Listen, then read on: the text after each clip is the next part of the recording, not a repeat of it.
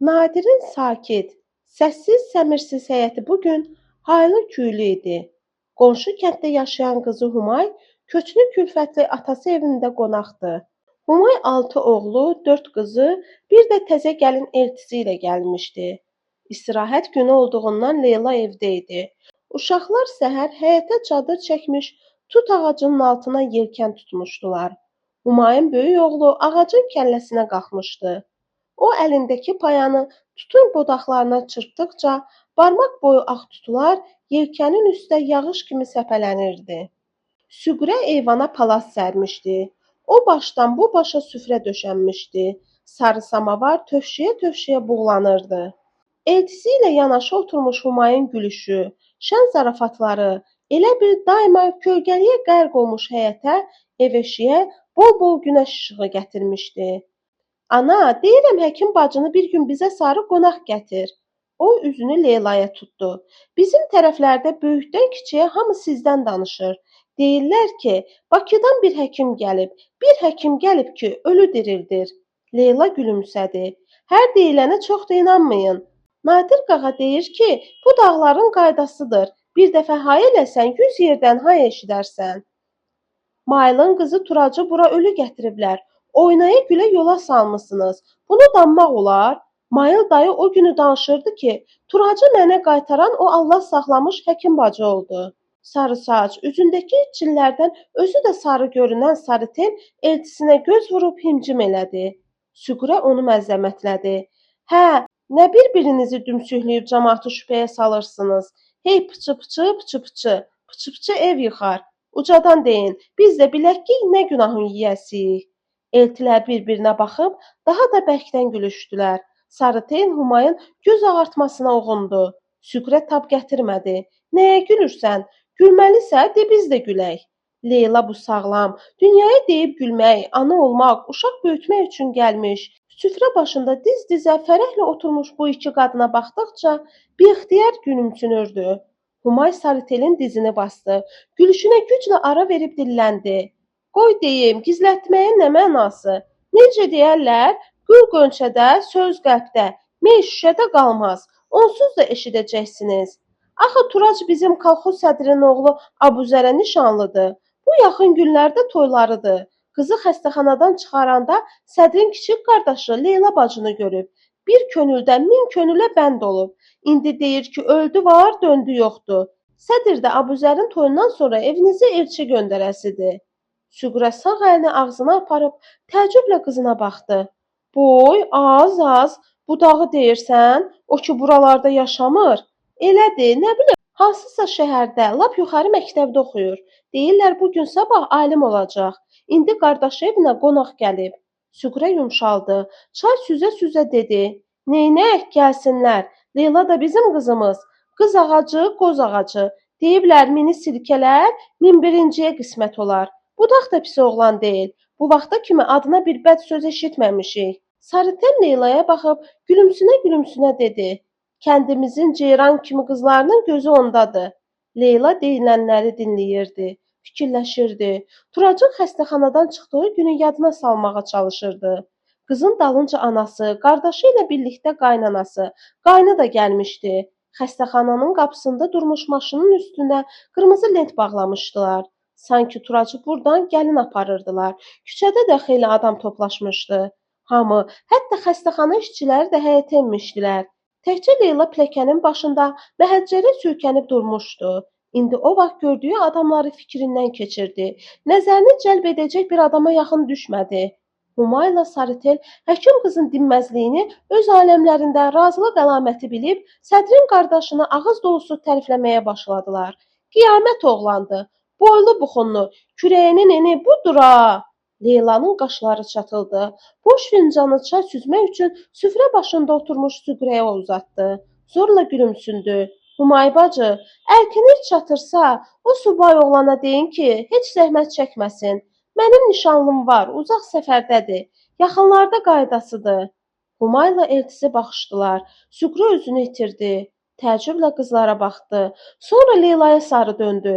O samavar lüləyinin açıq olduğunu belə unutmuşdu. Fincana axan su nəlbəkidən süfrəyə süzüləndə ayıldı. Günorta baş həkim xəbər verdi ki, safxozdan sifariş göndəriblər. Təcili həkim tələb edirlər. Mexanizatorlardan ikisi gözlənilmədən yatağa düşüb. Əliyar Əliyarov iri qol saatını nəzərdən keçirib Leylaya baxmadan dedi: "Maşın qapıdadır. Mən evə piyada gedərəm. O qədər də uzaq deyil. Sürücüyə tapşırıq vermişəm." Leyla bilirdi ki, safxozun direktoru ilə Əliyar Əliyarovun arası sazdır. Baş həkim hər vasitə ilə ona qulluq göstərməyə, onun hər xahişini canla başla yerinə yetirməyə hazırdır. Evinin azuqəsi, maşınının təmiri, benzin, hamısı safxozun hesabındadır. İkra hissi, imtina etmək arzusu Leylanı üstələdi. Ancaq o özünü tez ələ aldı. İki xəstə səni gözləyir. İki insan dardadır. Yaxşı olar ki, ayna da mənimlə getsin. Baş həkim qaşlarını qaldırıb sualedici nəzərlərlə Leylaya baxdı. Eyni sahədə iki nəfərin hərarətinin birdən-birə qalxması şübhəli görünür. Bəlkə yolxucu xəstəlikdir. Hər halda vaxtında analiz götürsək pis olmaz. Baş həkim cavabdan razı qaldı. Sözüm yoxdur, getsin. Deyin ki, hazırlaşsın. Safxozun baş mexanizatorunda sətəlcəm əlamətləri vardı. Leyla xəstəyə həm nüsxə, həm də safxozun həkim məntəqəsindəki şəfqət bacısına çatdırmaq üçün təyinat məktubu yazdı. İkinci xəstənin isə qan təzyiqi birdən-birə yuxarı qalxmışdı. Lazımi analizləri götürəndən sonra Leyla safxozun həkim məntəqəsindən zəng çalıb təzyiqi endirən dərmanların olub-olmamasını soruşdu. Təəssüf ki, nə məntəqədə, nə də aptekdə həmin dərmanların heç birisi tapılmadı. Təyinat yazdı. Başqa çarə yoxdur. Xəstəni bir müddət stasionarda saxlamağı məsləhət gördü. Niyə axı? Aforca xəstəxanasında şərait olmasın. O xəyalən Əliyar Əliyarovla üz-üzə durmuşdu. Qüsurlarını bir-bir sillə kimi onun o üzünə, bu üzünə çırpırdı. Siz tıxacsınız. Tıxacı çıxarıb atmaq, bulağın gözünü açmaq lazımdır. Qonaq evi tikdirdiniz. Nə üçün? Kimin üçün? Ayda ildə aforcaya bir dəfə gələn qonaqlar üçünmü? Ya onun böyründə özünüzü ucaltdığınız 2 mərtəbəli imarət üçün? Keçmiş xidmətlərinizi gözə soxmayın. Bugündən danışın baş həkim. Poçt qutusunu açırsınız. Hamı işdən gedəndən sonra, axşam, işıqdan qorxursunuz. Taxtabiti kimi qaranlıq düşəndə çıxırsınız. Gizlicə oxuyursunuz. Görən kimin nə sirri var? Bu sirləri yaxşı gizlədin. Seyfə qoyub qıfıllayın. Bir vaxt gərəyiniz olar. Barmağınızı yumun görək cəmaatın xeyri üçün nə etmişsiniz? Dərman yoxdur. Ən vacibləri tapılmır. Nə üçün? Leylanın alnını qırış kəsdi. İndi də öz şilləsi öz üzünə dəydi. Nə yaman natiq imişsən? Sözlərini heçliyə deyən natiq. Qorxursan, üzə deməyə çəkinirsən. Əslində Əliyar Əliyarovun bütün əmrlərini yerinə yetirirsən. Baş üstə. Demək yaltaqlanırsan. O safxoz direktoruna yaltaqlanır, sən də ona. Safxozdan aforcaya qalxan yolun dikdirində ayna sürücüyə dedi: "Maşını əylə." Sonra üzünü Leylaya çevirdi. "Bu tərəflərə heç yolun düşübmü?" Leyla ətrafa göz gəzdirdi. "Bura haradır ki? Aforca yolu deyil." "Aforca yoludur. Buzlaq pirini görübsənmi?" Leyla başını tərpətdi, güldü. "Yoxsa pirə nəzrin var?" Ayna gözlərini yuxarı dikdi. "Ay Tanrım, sən bizim bu xanımı niyə belə yaratdın? Ay bacı, vallahi iş-güc adamı tez qocaldar. Dünyanın bir ucunu gərək boş qoyasan. Bizim bu aforca dağlar pərisidir. Hər daşı, hər təpəsi bir əfsanədir. Buradan köçəndə soruşacaqlar ki, aforcada nə gördün? Deyəcəksən bircə Əliyar doktoru, bir də Keçəl Nadiri." Leyla aynanın zarafatına güldü. Yerə düşdülər. Cığırla yuxarı qalxdılar. Xınalı qayaların kölgəliklərində qar ağarırdı. Orda-burda gözü sürməli qızıl lalələr köz kimi qızarırdı. Bir yastı qaya yarıq-yarıq olmuşdu. Altı mağaraya oxşuyurdu. İçərisi aydın görünürdü. Göyümtül şəffaf buz gölü bu yarıqlardan düşən günəş şüalarının altında güzgü kimi parıldayırdı. Ətrafdakı kolların budaqlarına cürbəcür əskilər, cındalar düyünlənmişdi. Bu əskilərin, cındaların rəngi qarın, yağışın, dağ günəşinin təsirindən dəyişilmişdi. Quru budaqlardan asılmış, mehin o tərəf, bu tərəfə yellətdiyi bu cındalar hərəsi bir könlün muradı, hərəsi bir ürəyin arzusu idi. Mağaranın ovuqlarında ərimiş şamlar vardı. Yaşıl, qırmızı, sarı, narıncı ümidlər, yerinə yetən, yetməyən arzular. "Eh, indi get-gəl kəsilib. Uşaq vaxtı nənəmlə bura tez-tez gələrdik, xüsusən cümə günləri. Cümə axşamları camaat əlindən ayaq basmağa yer tapmazdın. Nənəm rəhmətli deyərdi ki, buzlaq piri Murad piridir. Övlad istəyənlərin çoxu öz arzusuna burada çatıb. Leyla əyilib əlini yarıqdan içəri uzatdı. Barmaqlarını şaxta vurdu. Ayna da onun böyründə çömbəldi. Ah çəkərək dedi: "Sən bir buna bax ha. Dağ günəşi adamın beynini dəlir. Ancaq buzlaq pirin buzu ərimir. Mağaranın o tərəfində bir bulaq var. Deyirlər, mədə-bağırsaq xəstəliyinə dərmandır. Görünür, yeraltı hava cərəyanı burada çox güclüdür.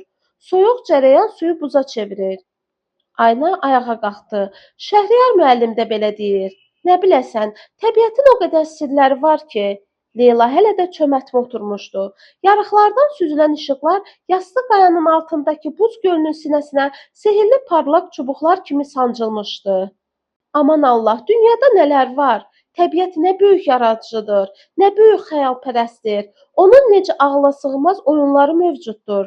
Dağ döşünə sığınmış bu balaca afurcanın özü bir dünyadır. Namütənahi bir dünya. Bu dünya səni addım başı heyran edir. Əcaib, qəraibləri qarşısında özünü itirirsən. Onun nədən, nə üçün suallarına cavab tapmaqda çətinlik çəkirsən? Bu çətinliklər deyilmi? Sarı, qırmızı, mavi cındalara dönüb qarağat, böyürtkən kollarının budaqlarına düyünlənən. Leyla ilə Aynanı həyəcanla qarşıladılar. Sənəmin yetimini yarımcan gətiriblər. Əliyad doktorla Nadir Ələmandadır. Leyla pillələri tələsik çıxdı. Cərrahiyyə stolunun üstündə başı çiyninə əyilmiş sarışın, arıq bir oğlan uzanmışdı. Uşaq üzünə oxşar arıq sifətinin rəngi mələfədən seçilmirdi. Sağ qolunu yana uzatmışdı. Leyla içəri girəndə Əliyar Əliyarov əlindəki iynə taxtın qabağında dayanmışdı. Qapının cırıltısına geri döndü. Başını qaldırmadan dedi: "Elektrik mişarının altına düşüb. Bazu sümükləri salamatdır." Leyla əllərini yumağa başladı. Sabunlu fırça ilə dırnaqlarını sürtə-sürtə soruşdu: "Anestezini çoxdanmı vurmusunuz?" Əliyar Əliyarov saatına nəzər saldı. 12 dəqiqə keçib. Leyla əllərini efirli pambıqla səylə sürtürdü. Ətrafı yoddan qaralmış yaranı nəzərdən keçirtdi. Pinsetin ucunu yaraya toxunduranda xəstə göz qapaqlarını bir-birinə sıxdı. Leyla ona pıçıldadı: "Qorxma, hər şey yaxşı olacaq. Bu qədər dözmüsən, biraz da səbr elə. Tikiş qoymaq lazımdır." Zərifə elektrik plitəsinin üstündə qaynatdığı alətləri sudan çıxartdı. Leyla qan damarına vurulmuş düyünləri bir də yoxladı. Sonra tikiş qoymağa başladı. Əliyar Əliyarov onun nazik əllərini cəld hərəkətinə, təmkinli və inamlı tərpənişinə göz ucu nəzər yetirdi. Leyla işini qutarandan sonra tənzif salfetlə oğlanın alnında tumurcuqlanmış təri sildi. "İndi gözlərini aça bilərsən." Oğlanın göz qapaqları titrədi, ancaq açılmadı. "Adın nədir?" "Murad." Oğlan sözünü bitirə bilmədi. Onun əvəzinə Zərifə cavab verdi. "Sənəm arvadın nəvəsi Muraddır. 10 illiyi keçən il qardaşımla birlikdə bitirib." Leyla təhlil edilmiş qan damcılarını nəzərdən keçirtdi. "İkinci qan qrupudur. Qan vurulmalıdır. Çox qan itirib." Zərifə başını qaldırmadan mızıldandı. "Qan nə gəzir? Necə? Yoxdur?" O əvvəl Zərifəyə, sonra da baş həkimə təəccüblə, sual dolu nəzərlərlə baxdı. "Necə yoxdur? Soyuducuda 250 qramlıq 2 ampul, özü də universal qan. Özüm görmüşəm." Zərifə başını yırğaladı. "Vardı, indi yoxdur." Əliyar Əliyarovun qaşları çatıldı. "Dünən lazım oldu işlətdik. Sifariş göndərmişik. Yəqin başqa dərmanlarla birlikdə verəcəklər." Mütləq vurulmalıdır. Anasından, atasından, qardaşından, bacısından, onların hansı istəsə qanı yoxlanmalıdır. Yetimin kimi var ki, sənəm arvadın burnunu tutsan canı çıxar. Qardaşı da kiçikdir. Odur, həyətdə oturub. Nadir qapını açıb çölə çıxdı. Dəhlizdən onun səsi eşidildi. "A bala, Muradın qardaşı sənsənmi? Bəri dur görüm. Çıx yuxarı, çıx. Həkimlərə lazımsan." Sonra kiməsə tapşırdı. "Tez ol, şoferi bizim evə göndər. Çay, qənd gətirib gəlsin, moruq mürəbbəsi də gətirsin. Süqrəyə desin ki, bir də lumu göndərsin, yaxşısından." Aralı qapıda cılız, sarışın bir oğlan başı göründü. Leyla ilə Əliyar Əliyarov baxışdılar. "Budurmu qardaş?" Uşaq qapını arxası ilə örtüb dayandı. Otaqdakıları bir-bir nəzərdən keçirtdi. Sonra gözləri hündür stol üstündə uzanmış, üstünə mələfə çəkilmiş adamın üzünə zilləndi. Yanaqlarına şəffaf göz yaşları axdı. Niyə ağlayırsan? Səni bura ağlamağa çağırmışıq. Görürsən ki, qardaşının qolu öz yerindədir. Qoy hələ ayağa qalxsın, sənə yağlı bir şapalaq çəkəndə ağlayarsan. Leyla əllərini yuyurdu, düşünürdü. Qan lazımdır. Hardan olsa tapıb vurmalıyıq. Mənimki də ikinci qan qrupudur. Yox, universal birinci dərəcəli olsa yaxşıdır. Dəhlizdə kimsə Nadirə deyirdi. Yetimin əli aşa çatanda başı daşa çatar. Yazıq sənəm. Səsi kəsildi. Birazdan soruşdu. Nadir qağa, adamın bədənində cəmsi nə qədər qan olur? Adama baxır, 5-6 litr. İndi deyirsən məndə də o qədərdir? Nadir güldü. Sən nə gülmə şəkər oldun ki, Allah səni ayrı cürə yaratdı. Yox elə demirəm, sözüm buradadır ki, sap sağlam arvadam. Bu vaxta kimi başım yastıq görməyib. Müharibə vaxtı, cavanlıqda deyirəm, o qədər yaralı əskərlərə qan vermişəm ki, istəsələr alıb vursunlar. Yetimdir, Allaha xoş gedər, savabdır deyirəm. Otaqda dinib danışanın olmadığından dəhlizdəki söhbət içəridə eşidilirdi. Zərifə çiyinlərini oynatdı. Günah işləmiş, sonra da özünə bəraət qazandırmağa çalışan adamlar kimi sıxıla-sıxıla dilləndi. Mən verərdim. 3-400 qram qan nədir ki? Mənimki 3-cü qrupdur amma. Əliyar Əliyarov dinmədi, öskürdü, boğazını arıtdı. Ay vələdəznanın cövhəri, bilir ki, mənimki universaldır, ağzımı arıyır. Nadirlə Süqrə içəri girdi. Nadir üzünü Əliyar Əliyarova tutdu. Bizim Süqrə müharibə vaxtı donor olub. Bəlkə yoxlayasınız. Doktor Əliyarov, Ayna və Zərifə çoxdan çıxıb getmişdilər. Belə qərarı almışdılar ki, Nadirlə Zərifə gecə xəstəxanada qalsın. Onlar axşam qayıtmalıdılar. Hələlik xəstəxanada Leyla ilə Aynalıdan başqa kimsə yoxdur. Murada qan vurulandan sonra şirin yuxuya getmişdi. Bibi xanım onunla yanaşı uzanmışdı. Gözləri xumarlanırdı. Leyla eyvana açılan qapıya yanaşanda dilləndi. Dağlara tamaşa edirəm. Soruş ki, ömründə belə rahat, işsiz gücsüz uzandığın olubmu? Başını tərpətdi. Öz sualına özü cavab verdi. Yox, rəhmətli anam deyərdi ki, dünyada elə verdiyindir sənə qalan. Siz cavanlar qədimləri bəyənmirsiniz, ancaq gör nə sözdür, verdiyindir sənə qalan. O nəzərlərini pəncərədən görünən dumanlar dənizində yelkən açmış dağlardan ayırmadan aram-aram danışırdı. Gün batırdı, qurub şax dağın büllur başına qırmızı duvaq salmışdı. Leyla eyvana çıxdı. Əllərini qaldırıb çoxdan rəng yüzü görməmiş sütunu qucaqladı. Başını da qoluna söykədi. Həyətin o tərəfində, doqqazlı cilovu yəhərinin üstünə atılmış bir kəhər dayanmışdı. At elə hərəkətsiz durmuşdu ki, deyirdim bəs ağacdan, daşdan yonulub. Təkcə quyruğu sağa-sola yellənirdi. Onun qara yalına ancaq barmaqları görünən kiçik bir əl tumar çəkirdi. Leyla diqqətlə baxdı. Odur, boz enli şalvar geyinmiş bir cüt qılça. Atın arxasındakı adamın ayaqları çəpərin dibində dizə kimi qalxan boz, quru otların arasında gizlənmişdi. Leyla pillələri endi. At ayaqlarının birini götürüb o birini qoydu. Sol gözü yaxınlaşmaqda olan adamı izləyirdi. Oğlanın qara şapkasının günlüyü göründü. Leyla onun qarşısında dayandı. Oğlan atdan həkimə baxırdı. Burada niyə durmusan? Qardaşımı gözləyirəm. Hə, sən Muradın qardaşısan? Qardaşın axı hələ yataqdan qalxa bilməz. Oğlanın gözləri işıqlandı. Günün son şüaları onun qara bəbəklərində yanıb söndü. Yenə bayaqki kimi büllur muncuqlar bir-birinin ardınca üzü aşağı yuvarlandı. O alnını atın təlli boynuna söykəyib içini çəkdi. Verin mənim qardaşımı. Onsuz burdan gedəsi deyiləm. Nənəmə necə xəbər verim ki, Murad yoxdur? Murad daha gəlməyəcək. Leyla onun başını sinəsinə sıxdı. At yalını əsdirdi, fınxırdı. Quyruğunu tez-tez dal ayaqlarına çırpdı. Qardaşına nə olub ki, gəlməsin? 2-3 gündən sonra qalxar. Mənə inanmırsan? Oğlan qolu ilə burnunu sildi. Onda da belə deyirdilər. Hamı deyirdi ki, anan gələcək. Hamı.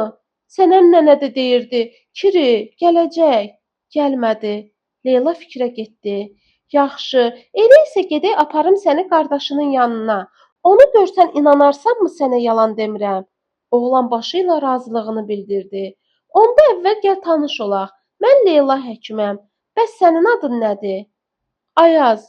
Köpək zəncirini sürükləyə-sürükləyə həyətdə o tərəf bu tərəfə vurnuxurdu. Aynalı görünür hardasa yaxındaymış. İtin səsinə gəldi. Yenə nə var? Kimi gətiriblər? Ayaz keşikçini görəndə Leylanın əlindən dartınıb qaçmaq istədi. Aynalı onun qolundan yapışdı. Sən hələ burdasan? Doktor, çörək haqqı. Ona nə qədər demişəm? Ay uşaq, çıx get, saya saymır. Leyla, Aynalı dayı dedi. İşin yoxdur. Ayazla biz özümüz bilərik. Ayaz ömründə belə mülayim səs eşitməmişdi. Bu səs onun ürəyinin qüssəsini, gözlərinin yaşını sildi. O daha ağlamaq istəmirdi. Özü də bilmədən həkimə sığındı. Hər ikisi pillələri aram-aram qalxdılar. Eyvanda məhəccərin kölgəsi ağ divarlara şəbəkəli tor çəkmişdi. Həkimlə Ayazın başı bu şəbəkəli torun üstü ilə üzürdü. Onlar qapıya çatanda Leyla əlini dodaqlarına aparıb pıçıldadı. Ancaq gəl şərti şumda kəsək. Murad yatmış olsa ona toxunmayaq, oyatmayaq, yaxşımı? Ayazın dodaqları bayaqki kimi titrədi. O nigaran gözlərini Leylanın üzünə tikdi. Həkimin gözlərindəki arxayınçılıq onu yenə sakit etdi. O da həkim kimi pıçıltı ilə danışdı. Yaxşı. Günlər ötürdü. Bəzisi uzun, can sıxıcı, bəzisi qısa, sezilməz. Ürək kimi gah tutqun, gah fərəhli, xoşbəxt. Günlərin də baharı, payızı, yazı, qışı var. Leyla çarpayıda bu böyrü üstündən o biri böyrü üstə çevrilir, gözünə yuxu getmirdi. Bu gecə ulduzlar da yuxusuzdular. Onlar dərin payız səmasının ənginliklərindən Leylaya baxırdılar. Elə bil onunla bəhsə girmişdilər. Görək kim tez yatacaq. Leyla isə bəhsə girmək istəmirdi. Xatirələr ayıq gözlərinə yuxu kimi qonmuşdu. Həkim, ömrün uzun olsun. Mənimki də var yoxdan bu iki baladır. Elə bilirəm, dünya onların başında qərar tutub. Allah sənə də qismət eləsin. Nəvə şirin olur. O əziz başına and olsun. O qiblə haqqı, adı uşaqların dilindən düşmür. Bu dünyada da qalan yaxşılıqdır. Muradımı mənə sən qaytardın. Sənəm qarı qırışlar içərisində itmiş gözlərini Leylaya dikmişdi. Nəvəsini də yanına alıb həkimi görməyə gəlmişdi.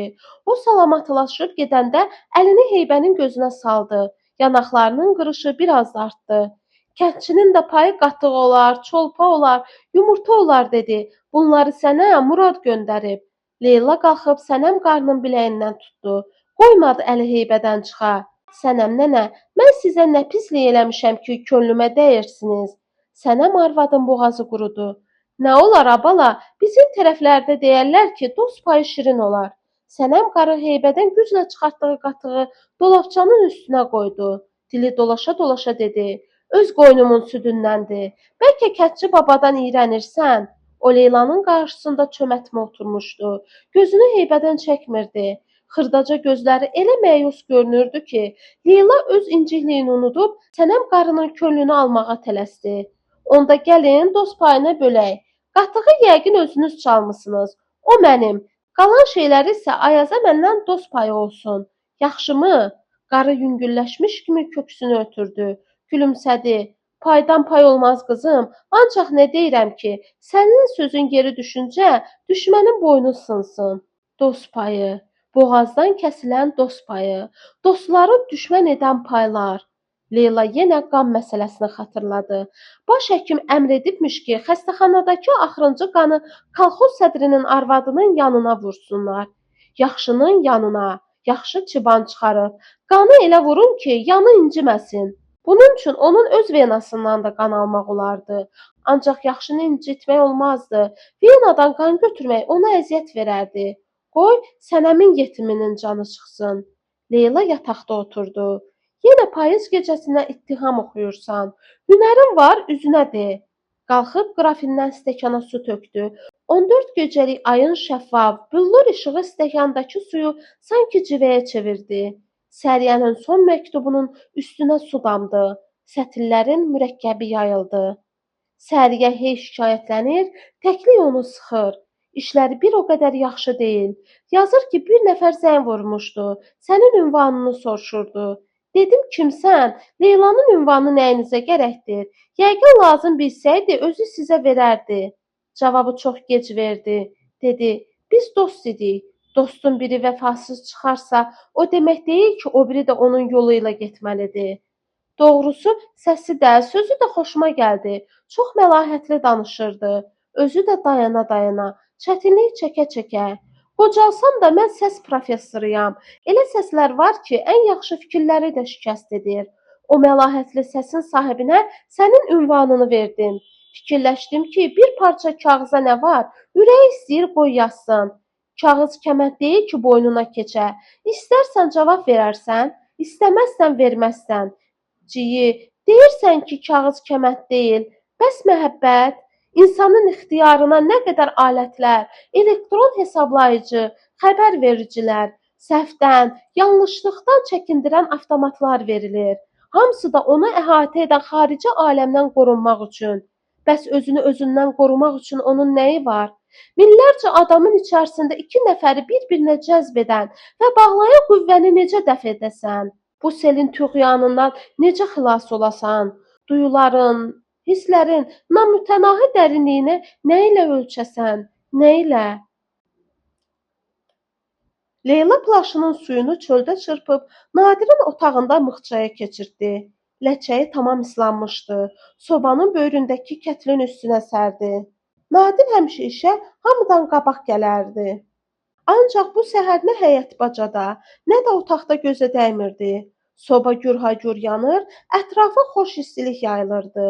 Leyla sobanın qapağını açıb əllərini odun qabağına tutdu. Bibi xanım içəri girdi. Salam əleyküm, sabahınız xeyir doktor. Deyəsən donubsunuz. Hələ harasıdır? Qışa bir qış var. Afurcanın payızı heç qışından geri qalmaz. Səhərdən axşama kimi yağacaq. Elə bil göyün bəndi Afurcanın üstündə qırılıb. O qolunun üstə tutduğu təmiz xalatı qatlayıb stolun söykənəcəyinə qoydu. Leyla sobanın qapısını örtdü.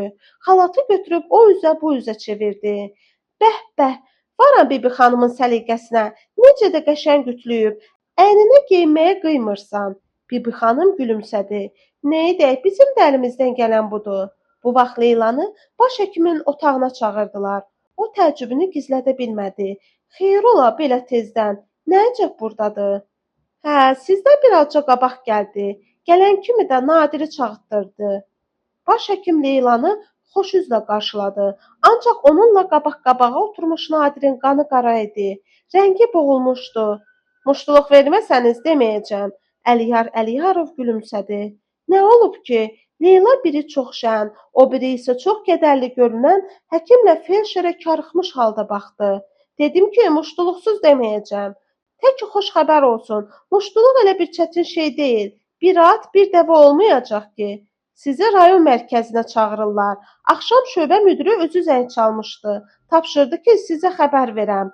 Leyla çiyinlərini çəkdi. Yəni vacib məsələdir, mütləq getmək lazımdır. Əliyar Əliyarov Nadirə baxdı. Yenə gülümsədi. Bilmirəm, istəməsəz getməzsiniz. Ancaq deyirdi ki, sizi şəhər xəstəxanasına cərrah təyin ediblər. Nadir boynunu əyib, iri əllərinin qısa barmaqlarını stolun üstündəki şüşəyə döyəcləyirdi. Leyla nəzərlərini baş həkimin üzündən çəkmədi. O bu sözlərin həqiqət olduğuna inana bilmirdi. Əliyar Əliyarov deyəndə ki, sizi rayon mərkəzinə çağırırlar.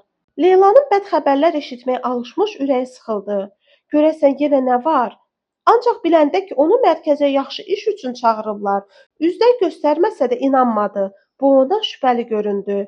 Bir də axı bu xoş xəbəri verən Əliyar Əliyarov idi. Nadirüstün dilində xeyir xəbər belə şər kimi səslənirdi. Ancaq bu xoş xəbər həqiqətdir. Yalan deyildi. Ertəsi gün Leylanı Afurcadan böyük bir dəstə yola salırdı. Hava soyuq olsa da, rütubət ilikləri işləsə də, camaat geri dönməyi istəmir, ən yaxın adamdan ayrılır kimi kövrəlir, qadınlar gözlərini silirdilər. Nadir şoferlə yanaşı, Süqrə isə Leylanın böyründə oturmuşdu. Onlar ayrılıq dəqiqələrini heç olmasa bir azca uzatmaq üçün Leylanı xeyli ötürmək istəyirdilər.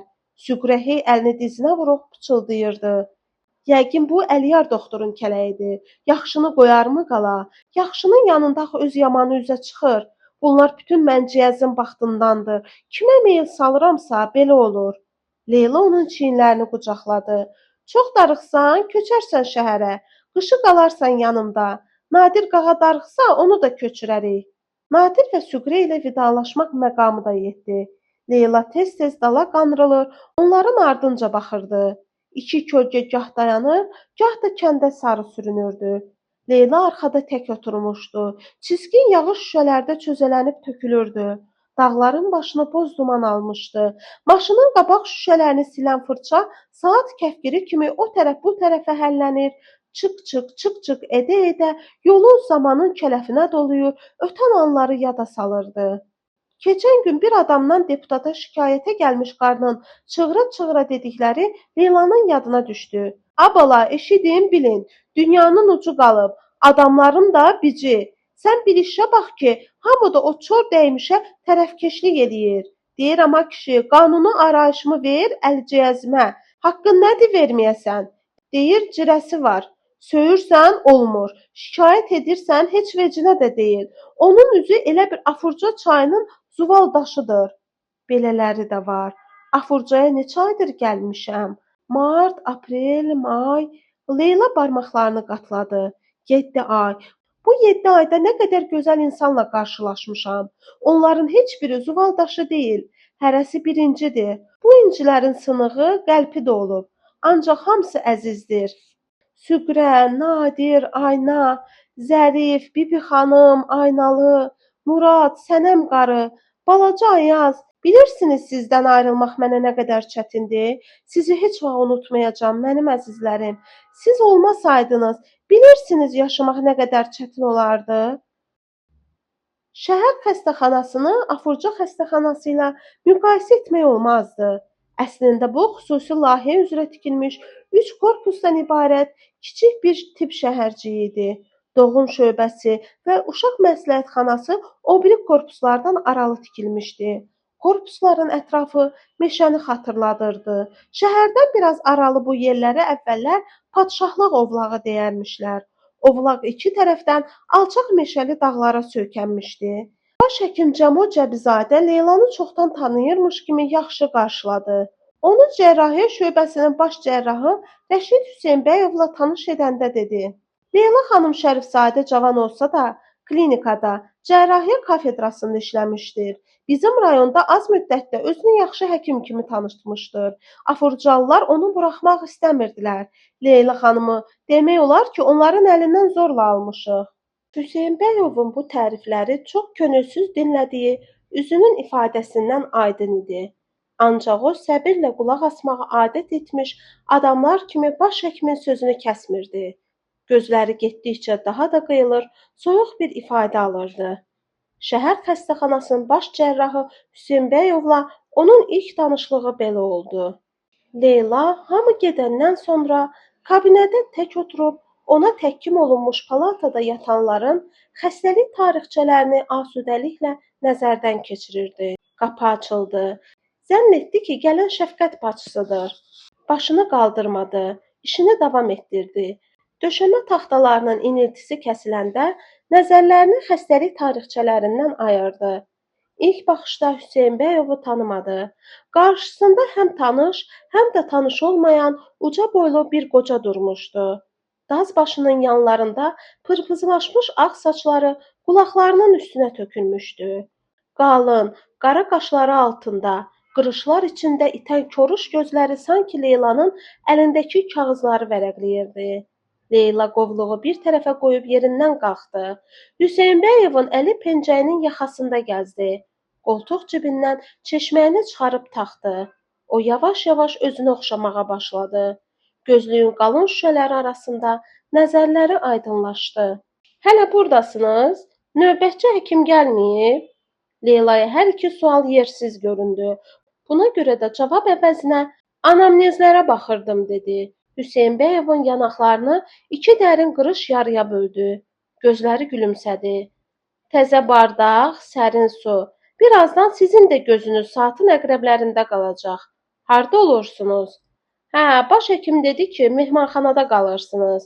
Bu sizə çox baha başa oturar. O başını yırğaladı. Bir az əvvəl gəlsəydiniz, xəstəxanamız üçün tikilən yaşayış binasında sizə də mənzil düşərdi. Mənzil nəyimə gərəkdir? Leyla gülümsədi. Bir balaca otaq olsa bəsimdir. Niyə? Anandan, bacından yoxdur ki, yanına gətirəsən. Leyla başını yırğaladı. Qapı yenə açıldı. Xidmətçi Nayçə xala gətirdiyi qara drap paltonu yuxarı qaldırıb Hüseynbəyovun arxasında dayandı. Həkim paltosunu geyinə-geyinə gülümsədi. Yanaqlarını yenə iki dərin qırış kəsdi. Hə, siz bizim bu yerlərdə köçəri quşsunuz, dedi. 2 il, uzaqbaşı 3 il işləyəndən sonra əlvida. Mədəniyyətdən uzaq ucqar şəhərcikdə nə var ki? Xəstələrdən başqa heç şey. Orada isə o barmağını yuxarı qaldırdı. Elm, dissertasiya, şöhrət. Leyla günah işləmiş uşaq kimi büzüşdü. Hüseynbəyov paltosunun düymələrini səliqə ilə düymələdi. Buxara papağını başına qoyandan sonra dinməzcə baş əyib çıxdı. Leyla uzun müddət yerindən tərpənə bilmədi. İlk görüşdən mən bu qocanın ürəyinə yatmamışam. Görən niyə, nə üçün? Təzə bardaq, sərin su. Leyla bir xəstəlik tarixçəsini vərəqlədi. Doğulduğu il 1901-ci il. Diaqnoz SR. Görən kimdir bu? Kürən Dəmirçioğlu. İşlədiyi yer 14 nömrəli savxoz. İxtisası arıçı. 6-cı palata, 2-ci çarpayı. Cərrahi əməliyyatı təyin olunmuş xəstələrə aid palata. Orada cəmi 2 nəfər yatır. İkisi də qocadır. Görən o birisinin xəstəliyi nədir? Leyla o biri xəstəlik tarixçəsini də açdı. Yoğun bağırsaq iltihabı. O 6-cı palataya yollandı. Hava tutqun olduğundan palataların çoxunda işıq yanırdı. 6-cı palata isə qaranlıqdı. Qapı ilə üzbəüz birinci çarpayda yatmış qocanın xorultusu dəhlizdə belə eşidilirdi. 2 nömrəli çarpayının sahibi isə yatağının ayaq tərəfində, pəncərənin qabağına yaxın oturmuşdu. Dizinin üzərinə sərdiyi jurnaldakı krasvordda qeydlər edirdi. İşığın qabağı kəsildiyindən başını qaldırdı. Jurnalı adyalın üstünə atdı. Qəddini düzəldib dərindən nəfəs çəkdi. Üzünü tük basmışdı.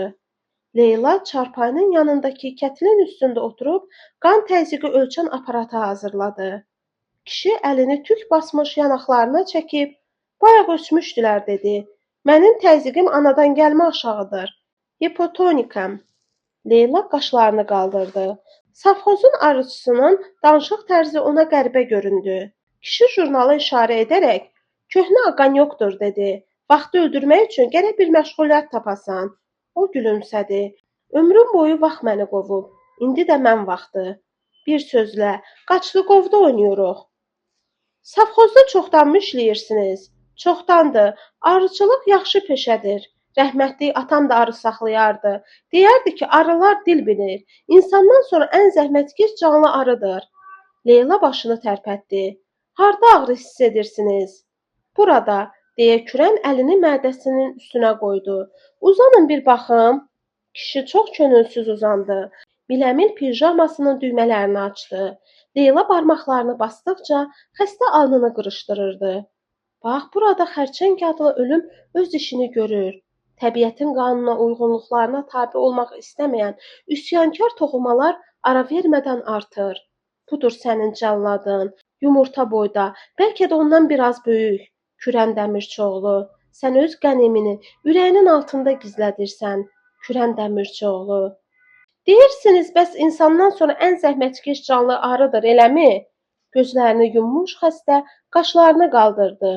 Bax, həmin yerdir, yaxşı tapdınız. Od kimi sinəmi yandırır. Leyla əlini çəkdi. Xəstə pijamasının ətəklərini birləşdirdi. Yaxasını düymələməyə başladı. Hə, insandan sonra, əlbəttə, insandan sonra. Ağıllı dediyimə gülürsünüz, eləmi?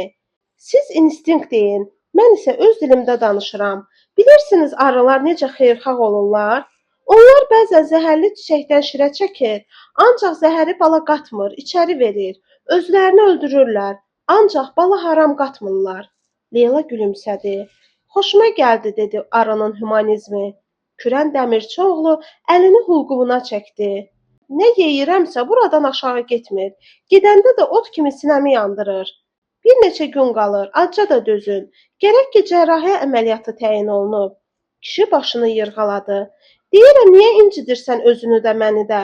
Onsuz da buna çarə yoxdur. Deyir, yox, gərək elə edəm ki, özünü 15 yaşlı oğlan kimi gümrah hiss edəsən. Kürən Dəmirçioğlu ayaqlarını çarpayıdan salladı. Yaxasını əli ilə sığalladı. İnanmağına inanıram ona. Ancaq bu şoğəribin axı çarəsi yoxdur. Hüseynbəyov mənə qardaşdan yaxındır. Fikirləşirəm ki, hər halda özü bilən yaxşıdır. Leyla özünü bilməzliyə vurdu. İndi mədə xorasının cərrahiyyəsi o qədər də çətin əməliyyat sayılmır. Ürəyiniz sağlamdır. Budur, baxın. O əlindəki kağızları vərəqlədi. Axırıncı elektrokardioqrammanı çıxartdı. Belə ürəyə cavanlar da həsəd çəkə bilərlər. Mədə xorası. Mədə xorasının da üzünü görmüşük deyə Dəmirçioğlu əllərini yellədi. Məni elə avam bilməyin. Arıçı olanda nə olar? Onun ağıllı gözləri qıyıldı. Sanki üzünə gözlənilmədən parlaq işıq saldılar. Birinci çarpayıda yatan xəstə böyrü üstə çevrildi. Xorultu kəsildi. Deyir, sağaldacam. Əlbəttə yaxşı olardı. Ya qismət. Bir neçə saniyə kimsə dinmədi. Dəmirçioğlu dizlərinin üstünə qoyduğu iri sarımtıl əllərindən gözünü çəkmədən davam etdi. Bəlkə 1 ildən, bəlkə 5 ildən sonra bunun da çarəsini tapacaqlar. Lakin müqəssircəsinə gülümsədi. Bu təbəssümdə o qədər böyük bir təəssüf vardı ki, o vaxtı mən görmərəm. Köksünü ötürdü. Bəlkə elə o vaxt sizinlə başladı. Kürən söhbəti dəyişmək məqsədi ilə soruşdu. Sizi burada təzəlikcə görürəm. Görünür məzuniyyətdən qayıtmısınız. Yox, təzəyəm. Elə olar, hələ cavansınız. Hüseynbəyovdan bərk yapışın. Əgər yaxşı sənətkar olmaq istəyirsinizsə, onu əldən verməyin. Növbətçi həkim gəlmişdi. O taxtın üstündə oturmuşdu. Qəzetləri çevirə-çevirə Şəfqət bacısından vəziyyəti öyrənirdi. Leyla otağa girəndə o təəccüblə dodağını büzdü. Kollega, siz hələ buradasınız, nə əcəb? Leyla Salehi hələ tələbəlikdən tanıyırdı. O yuxarı kursda oxuyurdu. İnstitutu da onlardan 2 il əvvəl qurtarmışdı. Hə, bir balaca yuvandım. Xəstə ilə söhbət edirdim. Saleh gözünü qəzetdən çəkmədən soruşdu. Hansıyla, əsərləmi? Onun ki, hayı gedib vayı qalıb. Leyla duruxdu. Sonra paltosunu asılqandan alıb geyinməyə başladı. Çıxmayan cana ümid çoxdur. Siz deyən kimi yanaşsaydılar, tibb elmi durğun suya dönərdi. Su isə bir yerdə duranda iylənər deyiblər. Yeriməyi bacarmaq üçün birinci, ikinci addım atmağı gərək öyrənəsən. Saleh çiyinlərini atdı. Mən realistəm. Sizin dedikləriniz isə romantikadır. Romantikasız ixtira və kəşf yoxdur. Vaxtilə traxomanın, isitmənin, vəbanın, qara yaranın, hansını deyim, çox xəstəliyin müalicəsini gəlişi gözəl arzu hesab edirdilər. Bir-iki romantikin hipotezindən əsl kəşf, əsl müalicə üsulu meydana çıxdı. Saleh hündürdən ah çəkdi. Yüzlərcə kürənlər canlarından keçsinlər. Bəlkə 101-ci kürəni xərçəkdən xilas etmək mümkün oldu. İnsan bircə dəfə dünyaya gəlir. O yaşamaq istəyir, yaşamaq. Elədir, ancaq qabiliyyət qurbansız olmur. Saleh qızardı. Kollega, siz deyəsən mənə Əli Yusipoviçin mühazirələrini təzədən təkrar etmək istəyirsiniz. Leyla dinmədi. Zənn ilə müsahibinə baxdı. Görən Saleh bir şey eşitdiyi üçün bu sözlər ehyamlı dedi, yoxsa elə belə təsadüfən dilinə gəldi. O güzgüdə saçlarını düzəldə-düzəldə, yun ləçəyini boğazının altında düyünləyə-düyünləyə müsahibini nəzərdən keçirirdi. 2 gün yağan şıdırğı yağışdan ağacların çoxu yarpağını tökmüşdü. Yerə elə bir əlvan xalı döşəmişdilər. Leyla hələ uşaqlıqdan xəzəl üstə gəzməyi sevərdi. Xəzəl yarpaqlarının xışıltısındakı musiqini dinləməkdən doymazdı. Ona elə gələrdi ki, bu musiqi əsəbləri sakitləşdirir, dolaşıq düşmüş fikirləri açır, aydınlaşdırır. İndi o xəzan yarpaqlarının üstü ilə keçdikcə Kürən Dəmirçioğlunun sözləri qulağında səslənirdi. Deyir, sağaldacam. Əlbəttə yaxşı olardı. Ya qismət. Bilir ki, xəstəliyinə çarə yoxdur. Ancaq yenə ya qismət. Dünyada hər şeyin sərhədi var. Bircə ümidin sərhədi yoxdur. 5 dəqiqəlik adlanan səhər görüşü qurtarmışdı. Həkimlər baş həkiminin kabinetindən dağılışırdılar. Çiskinli, tutqun payız səhəri idi. İlk baxışda adi bir gün, ancaq əslində ölüm dilimin çox yaxın üz-üzə durduğu həyəcan, qüssə və ümidlə dolu bir səhər. Belə günlərin birində təcili yardım maşını xəstəxanaya yaralı gətirdi. Onu səhər ertə işlək yolun kənarında tapmışdılar. Bıçaq yarası dərin işlənmişdi. Yaralını xərək üstə ikinci mərtəbəyə qaldırıb birbaşa cərrahiyyə stolunun üstünə uzatdılar.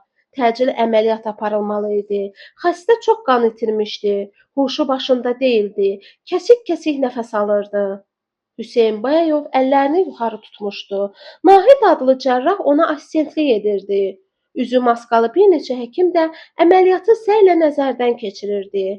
Bıçaq qaraciyərə toxunub diafraqmanı da zədələmişdi. Yaranı hərtərəfli tədqiq etmək üçün qaraciyər qübbəsinə keçmək lazım gəldi. Skalpel qübbənin altına keçəndə gözlənilməz fəsad baş verdi. Diafraqmanın sərhədi açılan kimi hava heç bir müqavimətə rast gəlmədən fışıltı ilə plevraya keçdi. Ciyəri sıxdı və beləliklə ürək öz əvvəlki mövqeyini itirdi. Xəstənin dərisi sarımtıl göy rəng aldı. Üzünün cizgiləri dərinləşdi. Göz bəbəkləri genişlənib işığa qarşı həssaslığını itirdi. Baş cərrah ətrafında duranları nəzərdən keçirtdi. Qaşlarının üstündə tər göllənmişdi. Şəfqət bacısı tənzif salfetlə onun alnını quruluyurdu. Maskanın altında həkimin dodaqları tərpəndi. Oksigen verin, süni nəfəs, tez, tez. Heç bir şey kömək etmədi. Saniyələr saatlar qədər uzun görünürdü. Baş cərrah əllərini yuxarı qaldırmışdı. Baxana elə görünə bilərdi ki, o özündən qat-qat güclü qüvvə qarşısında təslim olduğunu bildirir. Lakin belə deyildi. O fikirləşirdi. Cərrahiyyədə çoxdan işlədilən masaj əməliyyatı barədə düşünür, ancaq diafraqmadakı dəliyi genişlətmək istəmirdi. Yalnız xırdaca bir əl bu dəlikdən keçə bilərdi. Leyla Hüseynbəyovun fikrini başa düşdü. Güclə eşidiləcək bir səslə pıçıldadı. İcazə verin. Hüseynbəyov ona baxdı. Leyla Nahidin yerini tutdu. Onun xırdaca əlinin nazik uzun barmaqları içəri keçdi. Cərrah əlinin həssas barmaqları maye ilə dolu süz kisəciyə toxundu. Leyla saniyələri fikrində saya-saya üç barmağını gah açır, gah da sıxırdı. Gicgahlarına dəyən çəkicin güppultusu ilə barmaqları həmahəng açılır, yumulurdu. Kisəciyin içərisindəki qanın loqqultusunu ovcu ilə hiss edirdi. 1, 2, 5, 10, 30 barmaqlar hərəkət edir, qanı ürəyin təbii döyüntüsünə uyğun bütün bədənə yayırdı. 50, 51, 100-ə kimi, qoy 100-ə kimi olsun. O diksindi. Ovcunda güclə seziləcək təkan hiss etdi. Yoxsa məni qara basır, yanıldım. O başqa səmtə baxmasa da, ətrafda duranların nəzərlərini üzündə hiss edirdi. Yox, yanılmıram. Bu daxildən gələn təkan idi. Budur, bir də vurdu. Ürəkdir vuran. O ehtiyatla boylandı. Hüseynbəyov xəstənin üzünü nəzərdən keçirirdi. Üzün cizgiləri yavaş-yavaş dəyişirdi. Leylanın barmaqları keymişdi. 80, 81, 82, döyünür. Ağ maskaların üzərindəki parlayan gözlər gülürdü. Leylanın isə gözlərini yaş tutduğundan güləş üzlər nəzərində getdikcə toranlaşırdı. O əlini ehtiyatla çəkdi. Yaralı dərindən köks ötürdü. Ayılmaqda olan oğlanı təzədən yatırtmaq lazım gəldi. Hüseynbəyov şəfqət bacısının hazırladığı təzə əlcəkləri geydi. Nahid də öz yerini tutdu. Leyla arxa otağa keçib əllərini yudu. Otaqda vurnuxan sanitar Nadya xala elə hey öz-özünə danışırdı.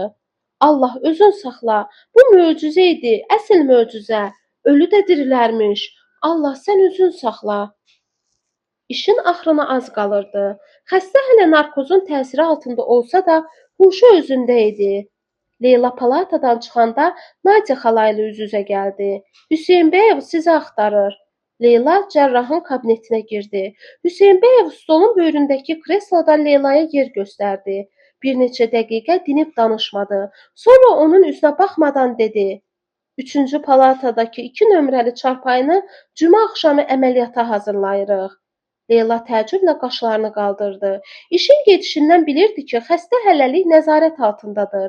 Əməliyyat gələn həftənin axırına təyin edilib. "Bunu indidən sizə ona görə tapşırıram ki, sabah mən xəstəxanada bəlkə olmadım. Siz isə gecə növbəsindəsiniz. Əməliyyat səhər saat 9-a təyin olunub." Leylanın gözləri yol çəkdi. Cavahir müəllimənin epiqrizi nəzərində canlandı. Bu fikrin təsiri altında da dilləndi. Cavahir müəllimə özü bilirmi? Nəyi? Diaqnozumu? Əməliyyatın cümə axşamına təyin olunmasını. Baş cərrah köksünü ötürdü. Yox, bilmir. Bilməməlidir də. Belə xəstələrə vaxtı dəqiq bildirmək olmaz. Hüseynbəyev qarşısındakı nüsxə kağızına uçbucaqlar, beşguşəli ulduzlar cızmağa başladı. Siz onu hardan tanıyırsınız? Leyla yenə özünü itirən kimi oldu. Əvvəl kimi deyə soruşmaq istədi. Fikirləşdi. Nədənsə baş cərrahın yanında o özünü hər dəfə imtahan verən tələbə kimi çaşbaş hiss etdiyindən karıxırdı. Özü də bilmirdi ki, buna səbəb nədir. Baş cərrah sözləri çox qənaətlə işlədirdi. Buna görə də Leyla onu diqqətlə dinləməyə və sualına dürüst, qısa cavab verməyə çalışardı. Bəlkə çaşbaşlıq elə bundan irəli gəlirdi. Doktor Hüseynbəyev, mən artıq 2 aya yaxındır xəstəxanadayam. Xəstələri tanımaya bilərəmmi? Hüseynbəyev dinmədi. Gözünü üçbucaqlardan ayırmadan soruşdu. Elə mehmanxanada mı olursan? Bəli. Telefon səsləndi. Hüseynbəyev dəstəyi qaldırdı. Bəli, özüdür ki var, eşidirəm. Bir xeyli dinlədi. Gözlərini aşağı dikmişdi. Leyla narahat halda yerində qurcalandı. Bəlkə mənim yanımda danışmaq istəmir? Hüseynbəyev əl hərəkəti ilə ona gözləməyi işarə etdi. Kollega, xahiş edirəm məni eşidin. O dəfə təklif edəndə mən dinmədim. Ancaq indi bildirmək istəyirəm ki, mənim şöbəmdə buna yol verməyəcəm. Yenə dinlədi. Çiyinlərini çəkdi. Sonra köksünü ötürdü. Ona görə ki, xəstəxana içərisində xəstəxana ola bilməz. Biz xəstələrə bir gözlə baxırıq. Camo, doğrusu sizi başa düşə bilmirəm. Baş həkimdir. Hə, o gün danışırdılar ki, bizim şöbədə rəhbər işçilər üçün xüsusi bölmə hazırlamaq istəyirlər.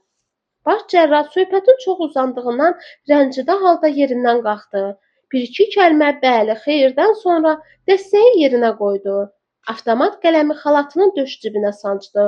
Çoxlu üçbucaq, ulduz cızılmış nüsxəni əzişdirib səbətə atdı. Leyla saatına gözucu nəzər saldı. Bu baş cərrahın gözündən yayınmadı. İri yumruqlarını stolun qırağına dayayıb, stol üstü şüşədən ona baxan əksi ilə danışırmış kimi dedi. Vaxtınızı çox aldım, bağışlayın. Bu gözlənilməz nəzakət Leylanı heyrətə saldı. Ancaq sonra fikirləşdi ki, Hüseynbəyev vaxtın qədrini bildirmək məqsədi ilə bunu deyir. Tibb şəhərciyinin cərrahiyyə bölməsində dəqiq qayda-qanun yaradılmışdı.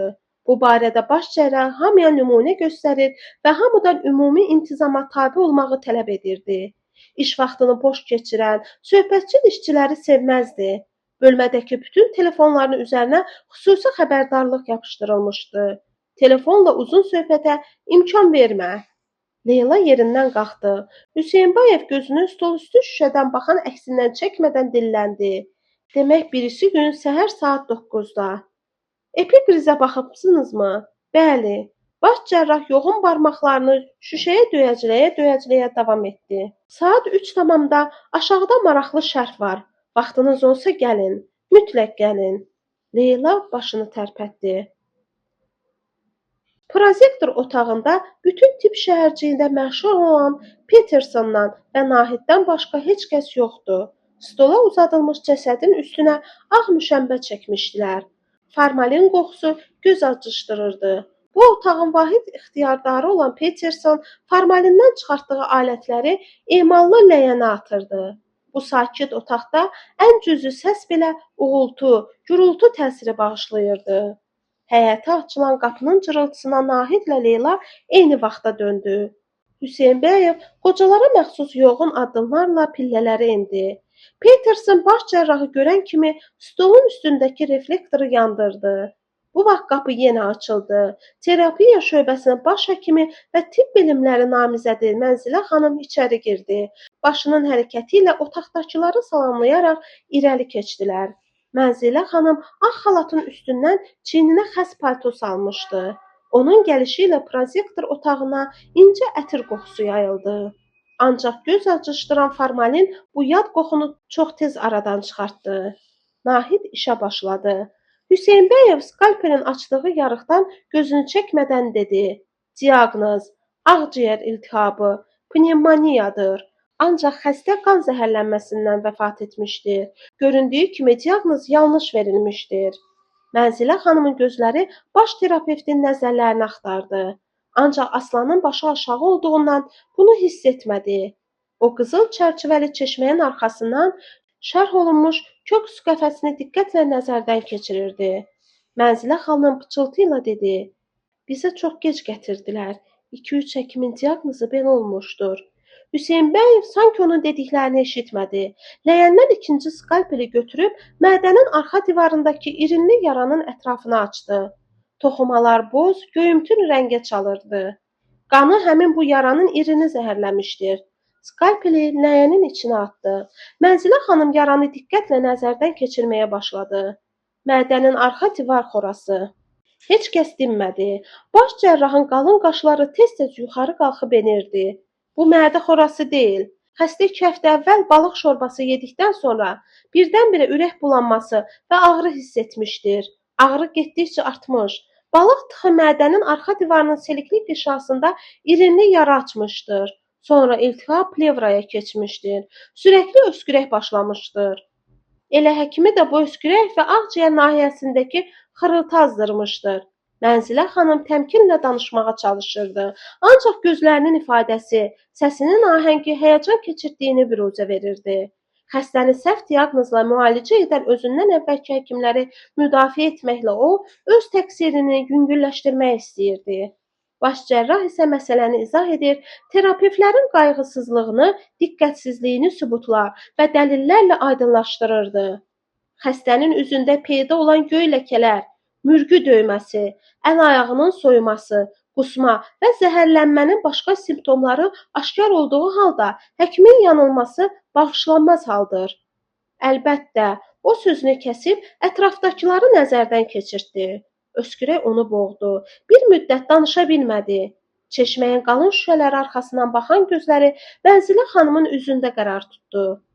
Əlbəttə, deyə bilərsiniz ki, anatomik şərh vaxtı diaqnozun səhv qoyulmasını izah etmək asandır. Ancaq, kollega, burasını yaddan çıxarmayaq. Bir səhv ki, insan qurbanının bahasına başa gəlir. Özü də diqqətsizlik, səhlənkarlıq nəticəsində. Buna dözmək olmaz. Hər səhvin öz adı var. Səhv var ki, xətadır, səhv də var ki, cinayətdir. Nahid işini qutarıb müşəmbəni meyidin üstünə çəkdi. Peterson ləyəni stolun üstündən götürüb apardı. İşin axırına yaxın Leyla özünü hədsiz dərəcədə yorğun hiss etdi. Gecgahlarında elə bir dəmirçi sindanı vardı. Kimsə ara vermədən çəkiclə bu sindanı döyəcləyirdi. İlk dəfə deyil, o qədər anatomik prozektoriyalarda olmuşam ki, 3 il klinikada, 5 il din institutda. Bəs nədəndir bu? Nə üçün bugünkü patoloji şərh ona belə ağır təsir bağışlamışdı? Hər səhvin öz adı var. Səhv var ki, xətadır, səhv də var ki, cinayətdir. Bu sözləri gicgahlarına dəyən çəkic sanki ara vermədən xatirinə həkk edirdi. O bu sözlərdən xilas ola bilmirdi. Mehmanxanadakı kiçik otaq soyuq olurdu. Bina təzə tikildiyindən işlər sahmana düşməmişdi. Qış hələ qanuni hüququnu icra etməkdən çəkinsə də, ətraf dağların buz nəfəsi qar çağırırdı. İşdən sonra narahat, soyuq otaqdakı elektrik peçində özünə çay dəmləyən, acanda qayğanaq bişirən Leyla tez-tez Nadirin isti, rahat evini, Süqrənin şirin söhbətlərini yadına salırdı. Qocalardan neçə gün idi ki, xəbər ətər yoxdur. O poçta dəyib telefonla onlardan hal-əhval tutmağı qərara aldı. Günortadan sonra qar-qarışıq yağış başladı. Hava getdikcə daha da çox tutulurdu. Leyla tibb şəhərciyinə gedən yola çıxanda qabaqda yaraşıqlı bir maşın dayandı. Maşın yavaş-yavaş dalı-dalı qayıtdı. Leylanın 2 addımlığında durdu. Sürücü qabaq qapını açıb geri qanırıldı. "Doktor, doktor!" çağırdı. Leyla ora yaxınlaşanda maşının arxa qapısı açıldı. Mənzilə xanımın tanış, gülümsər üzü göründü. "Oturun, oturun, kollega!" O nəzakətlə yana çəkildi. "Bu vaxtın qarı qışınkindən pisdir, rütubətin sümüyə işləyir," deyib gileyləndi. Leyla onun böyründə əyləşdi. "Siz də mi xəstəxanaya gedirsiniz?" "Yox, kəndə gedirəm. Qaynanama dəymək istəyirəm." Leyla narahat halda yerində qurcalandı. "Elə isə mən sizə mane oldum. Axşamüstü yolçunu yoldan saxlamaq günahdır." Mənzilə xanım paltosunun boyunluğunu qaldırdı. Başı yarıya kimi yumşaq xəzin içərisində görünməz oldu. Buna görə də səsi də batıq çıxdı. "Heç narahat olmayın. Birincisi yolumuz o səmtdədir. İkincisinə də qalanda maşından ötürü bu yol nədir ki?" dedi. Sonra qayğıkeşliklə Leylanın nazik paltosunu, islanmış nazik corablarını nəzərdən keçirib başını buladı. "Çatan kimi qurulanın, sətəlcəm olarsınız." Ayaqlarını irəli uzadıb öz isti yun corablarını işarə etdi. "Mənciyəz bütün qışı belə gəzirəm. Yaraşıqsız görünsə də görünsün. Dağ havasına bel bağlamaq olmaz." Leyla dizə kimi islanmış corablarına nəzər saldı. Ayaqlarını dala çəkib gizlətdi. Mənzilə xanım yerində dikəldi. "Dünən eşitmişəm ki, siz hələ də mehmanxanada olursunuz. Bizimkilərdə qanacaq nə gəzir? Cavan mütəxəssisin qeydinə qalan kimdir? Hərə gözü öz səmtinə çəkir. Elə biri o sizin Hüseyn Bəyov, baş cərrah, tək tənha, vahid canına 3 otağı mənkilləyib. Heç bilmirəm," başını silkələdi. "Qoca bayquşun nəyinə lazımdır 3 göz otaq?" Mənzilə xanımın qayğıkeşliklə dediyi sözlər Leylanın ürəyinə yatmadı. "Sizdən mi tibb işçiləri üçün tikilən binada olursunuz?" Mənzilə xanım çiyinlərini çəkdi, gülümsədi. Yumşaq ağ əli ilə Leylanın qoluna toxundu. "Nə danışırsınız? Heç o binaya yaxın duraramı? Mənə bir ətək qızıl versələr belə ora yaxın düşmərəm." Maşın tibb şəhərciyinin baş xiyabanına döndü. "Biz şəhər univermağının böyründə oluruq. Özümüz tikdirmişik. Ölsəm də elə evlərdə yaşamaram. Belə evləri mən şəhər meydanına oxşadıram. Yediyin, gəziyin hər şey göz qabağında. Elə bir şüşə qalpaq altında yaşayırsan. Allah qoysa bir gün gələrsən. Mən də Bakılı qızıyam. Yaxşı-yaxşı tanış olarıq." Maşın cərrahiyyə korpusunun qarşısında durdu. Leyla mənzilə xanıma minnətdarlığını bildirib düşdü. O içəri girəndə şirin divar saatına nəzər salıb gülümsədi. "Tez gəlmisiniz, hələ vaxta çox var." Leyla, "Hə, tezdir," dedi. "Yolda maşın düşdü, mindim. Mənzilə xanımla rastlaşdım. Kəndə qaynanasının yanına gedirdi." "Mövludovun arvadımı? Gərək ki, familiyası Mövludov olsun. Terapiya korpusunun konsultantı. Gözəl, uca boylu bir xanımdır." "Tanıyıram. Konserv zavodunun direktoru Mövludovu buralarda tanımayan tapılmaz. Şəhərimizdə onun həyətinin sorağı dillərdə gəzir." "Hə, danışırdı. Deyirdi şəhər univermağının böyründə oluruq. Mülk də deyəndə bir saraydı. Keçən il Mövludova iynə vurmağa gedirdim. Evə girdim, ağzım açıq qaldı. Muzeydir, muzey. Kişi yaşamağı bacarır. Hələ kənddə anasına bir imarət tikdirib ki, gəl görəsən. Arvadını elə saxlayır, nazı-nemət içində." Mənzilə xanım süd gölündə üzür. Şirin dirsəklərinin sağrılarına yapışdıraraq üzürmüş kimi əllərini yırğaladı. 2 il Bakıda işlədi. Tibb elmləri namizədi oldu. İndi xəstəxanamızda 5 adlı sanlı həkim varsa biri də odur. Leyla xalatını geyinib işlərinə rahatlayana kimi Şirinin Mövludovla arvadı barədə hekayəti qurtarmadı. Nahidlə Salih gəlməsəydi, yəqin o hələ də tərifləyəcəkdi. Onlar nə haqdasa qızğın mübahisə edirdilər. Hərə öz dediyini sübut etmək üçün o birinin sözünü kəsir, daha ucadan danışmağa çalışırdı. Leyla təyinat jurnalını vərəqləyir, mübahisəni dinləyirdi. Elə bu vaxt Salihi telefona çağırdılar. Nahid paltosunu geyinə-geyinə Leylaya yaxınlaşdı. "Leyla xanım, sabaha, yəqin xəbəriniz var, 3 əməliyyat təyin olunub. Hər 3 xəstəni hazırlamaq lazımdır." Leylanın dinmədiyini görüb sözünə davam etdi. "Birinci əməliyyat Abdullayev üzərində aparılacaq." Leyla başını qaldırıb gülümsədi.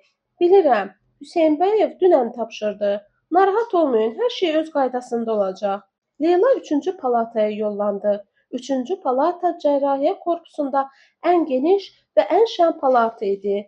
Burada sağalmağa başlayan xəstələr yatırdı. Belə xəstələr isə özlərini dünyanın ən xoşbəxt adamları sayırlar.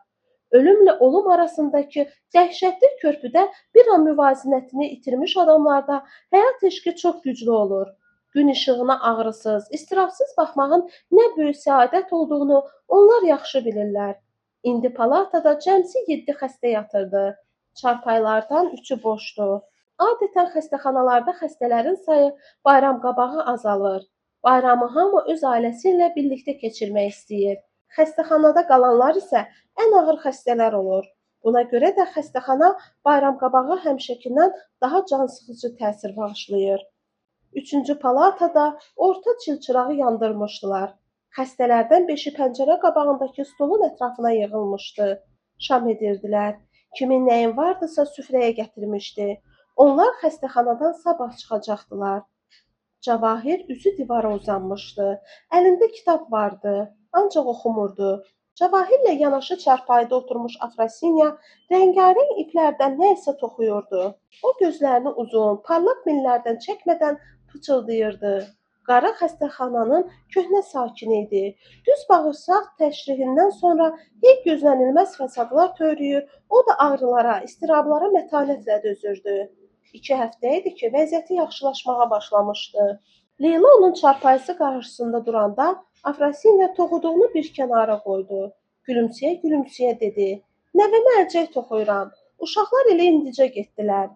Ömrü boyu məktəbdə xidmətçi işləmiş qarının hərəkətlərində, rəftarında uşaqlara məxsus bir ifadə vardı.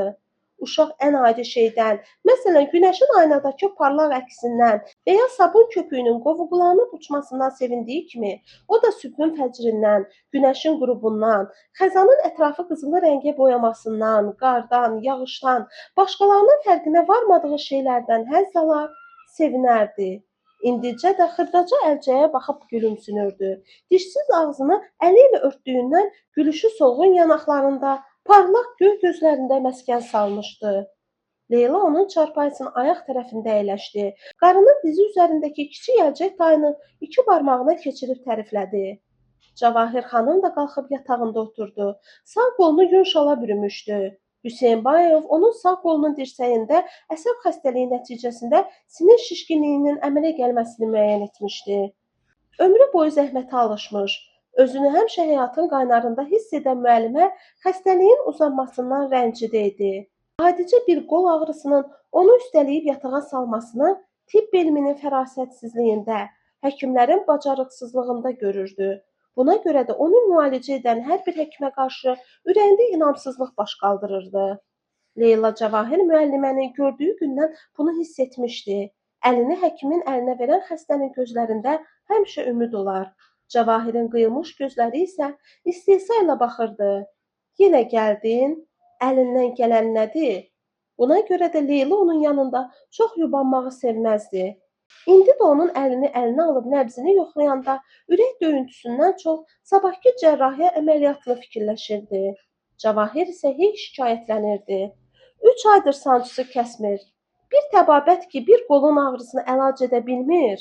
O sözünü bitirmədi. Afrasinya bəlkə də həkimin sıxıldığını hiss etdiyi üçün söhbətə qarışdı. Zərər yoxdur, hamısı keçib gedəcək. Mən bura gələndə nə haldaydım? Buradakı həkimlərin əri gərək qızıla tutula. Özün şahidsən ki, mən nə kökdə idim. Kim deyərdi ki, bir də ayağım yer tutacaq. İndi Allaha şükür, lap yaxşıyam. Elə bu vaxt Şəfqət bacısı Şirin qapıda göründü. O növbətçi həkimi telefona çağırırdı. Leyla dəhlizə çıxanda Şirin dedi: "Doğum korpusundandır. Bayaq da zəng çalmışdılar. Hüseynbəyev istəyirdilər. Telefonunu soruşurdular. Dedim təzə mənzilində telefon yoxdur. Ünvanını götürdülər. İndi də növbətçi həkimi çağırırlar." Leyla dəstəyi qaldırdı. Doğuş korpusunun baş həkimi idi danışan. Söhbətdən məlum oldu ki, fəsad törənib. Hüseynbəyevin dalınca maşın göndəriblər. Ancaq o gələnə kimi baş həkim təcili cərrah lazım olduğunu söyləyirdi.